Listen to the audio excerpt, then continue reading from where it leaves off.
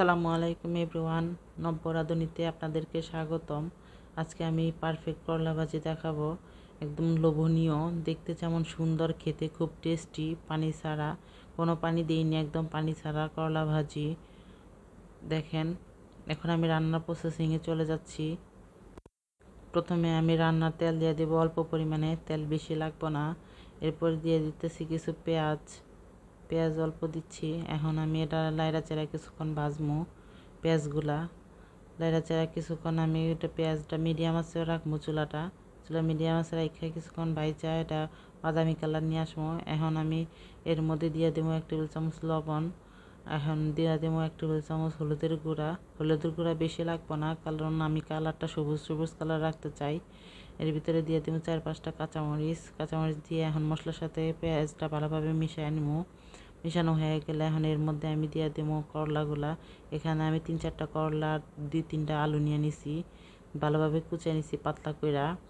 এখন আমি এটা কাঁচা ভালোভাবে দিয়ে দিব, দিয়ে কিছুক্ষণ নাইড়া চাইড়া নিয়ে নিব হলুদের ভিতরে।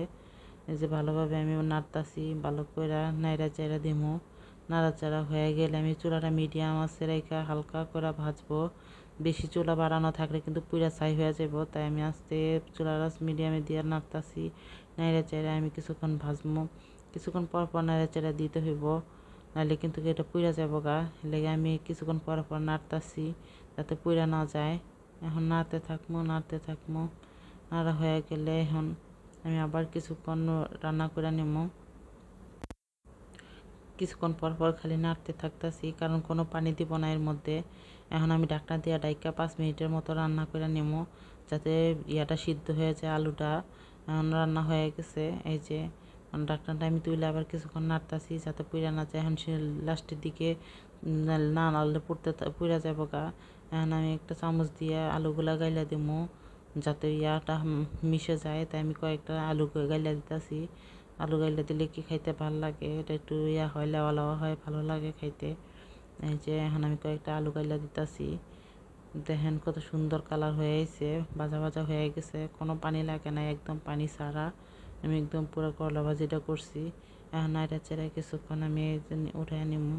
এখন দেখেন পারফেক্ট কালার আইসা পড়ছে। আমি খালি নাড়তাছি কিছুক্ষণ পর যাতে এটা পুইরা না যায়। এই যে হয়ে গেছে আমার করলা ভাজি। এভাবে যারা বাসায় করলা ভাজি না খায়, তাদের একবার হলে এভাবে খাওয়াইন, গরম ভাত দিয়া খাইতে খুব টেস্টি হয়। দেখেন, আমার ভিডিওটি ভালো লাগলে সবাই লাইক, কমেন্ট, শেয়ার এবং সাবস্ক্রাইব করবেন। আল্লাহ হাফেজ।